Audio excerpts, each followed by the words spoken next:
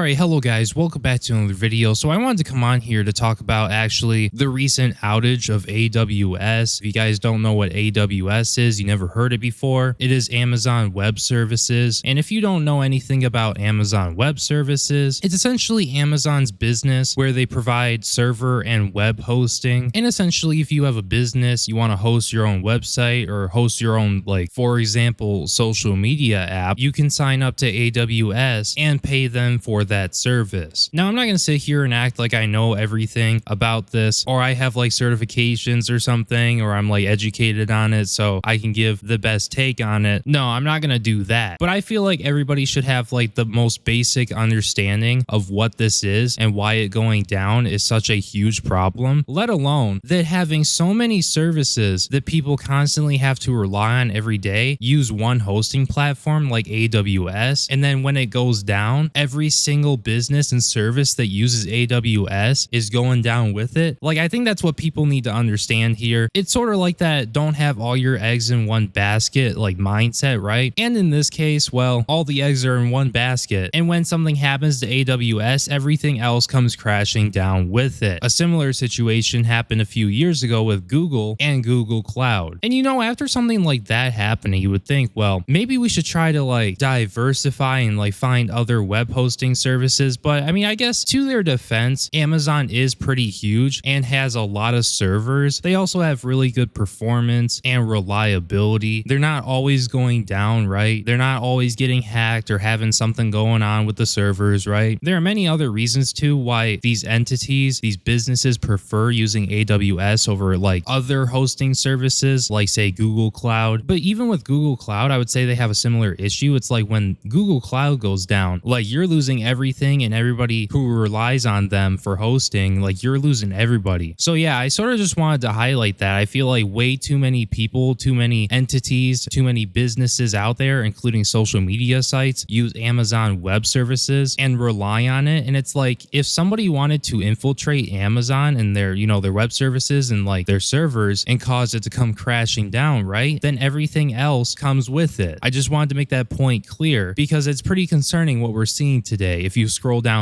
Detector, they're a reliable service where users can report which services are having, you know, outages, right? And if you go down Detector right now, there are so many popular businesses and social media sites that you see on there that are having problems according to people who are using them. But anyways, let's dive a little bit deeper into this. I pulled up an article that I do believe explains the situation quite well. So without further ado, let's go over the situation. A problem in Amazon's cloud computing service disrupted internet use around the world early Monday, taking down dozens of online services, including social media site Snapchat, the Roblox and Fortnite video games, and chat app Signal. About 3 hours after the outage began, Amazon Web Services said it was starting to recover from the problem. AWS provides behind-the-scenes cloud computing infrastructure to some of the world's biggest organizations. Its customers include government departments, universities, and businesses, including the Associated Press. Amazon pinned the outage on issues related to its domain name system, which converts web addresses into IP addresses so websites and apps can load on internet-connected devices. On Detector, a website that tracks online outages, users reported issues with Snapchat, Roblox, Fortnite, online broker Robinhood, the McDonald's app, and many other services. So I guess, I mean, just based off of that, even though I did scroll the Detector for you guys earlier in the video, it's like so many services that you would never think are involved with Amazon, right? Like even the McDonald's app, bro. These services are hosted using Amazon Web Services essentially. And when something happens with them, everybody who uses Amazon Web Services for hosting comes crashing down with them. So are we starting to see the problem here? You know, like we're talking huge corporations just going down right now. Even like ChatGPT and OpenAI's platform are going down and whatnot. Like so many businesses are affected, let alone corporations. And the ones that are on Detector are just like the biggest of the big. This doesn't even account for all the mom and pop businesses that, you know, have their website going down because of Amazon. Like it's just wild shit, man. It's just wild. Coinbase and Signal both said on X that they were experiencing issues related to the outage. Even Amazon's own services were not immune. Users of the company's Ring doorbell cameras and Alexa-powered smart speakers reported that they were not working, while others said they were unable able to access Amazon's website or download books to their Kindle. Something else I figured I would add is some people are also having issues with their Amazon packages because,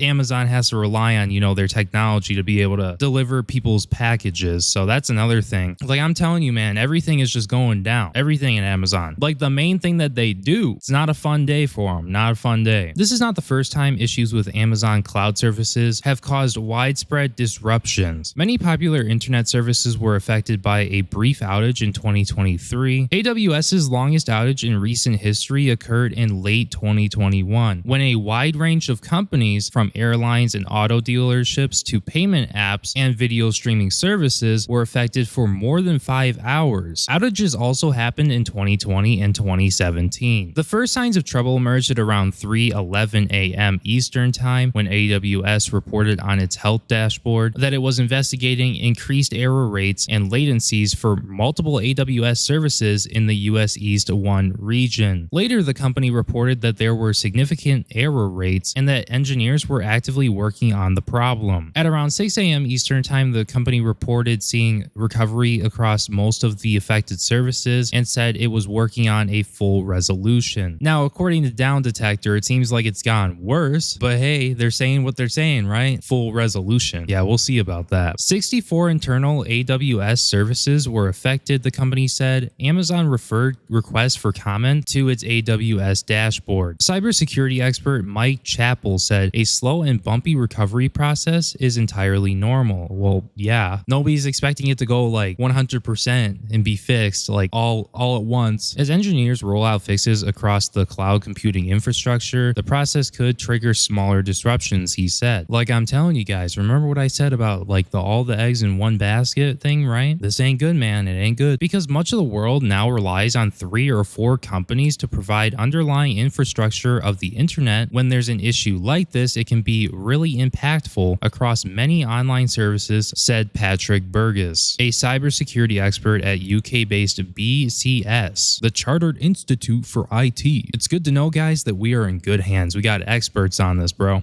What am I saying, bro? The world now runs on the cloud. Well, definitely. That ain't always a good thing, by the way. And the internet is seen as a utility like water or electricity, Burgess said. Oh, yes, definitely. Especially when you got AI taking over and threatening many people's jobs. But hey, W internet. And because so much of the online world's plumbing is underpinned by a handful of companies, when something goes wrong, it's very difficult for users to pinpoint what is happening because we don't see Amazon, we just see Snapchat or Roblox. The good news is that this kind of issue is usually relatively fast to resolve, and there's no indication that it was caused by a cyber attack. Yeah, who knows, man? I'm not like an expert. I'm just like the people who are watching this video, your average everyday person. I don't know if I believe that or not, but hey, if that's what you think, more power to you. This is just a personal opinion, by the way. You don't have to believe what I'm saying or agree with me. And I guess when it comes down to having a service as big as Amazon and Amazon Web Services and having them go down versus like a smaller service, they're going to have a lot more people and a lot more money involved with it. So it's going to get resolved faster. And because of how many services rely on it, it's treated like an emergency situation because it basically is one. So yeah, I guess that's good to know about the Amazon Web Services outage. Hopefully they get everything sorted out so people can continue using their favorite services and social media websites, because the world would not go around without these social media services in the big 2025. So yeah, thank you guys so much for watching. Hope you guys enjoyed. May or may not have another video coming out today. Really depends. We got to make a part 2 on the TwitchCon situation and Jack Doherty. So yeah, if you haven't subscribed, if you're new to the channel, make sure you subscribe. You will not want to miss that video. If you happen to enjoy the video, make sure you leave a like and comment. And yeah, with that being said, my name is Breone and I will see you in my next video. Peace.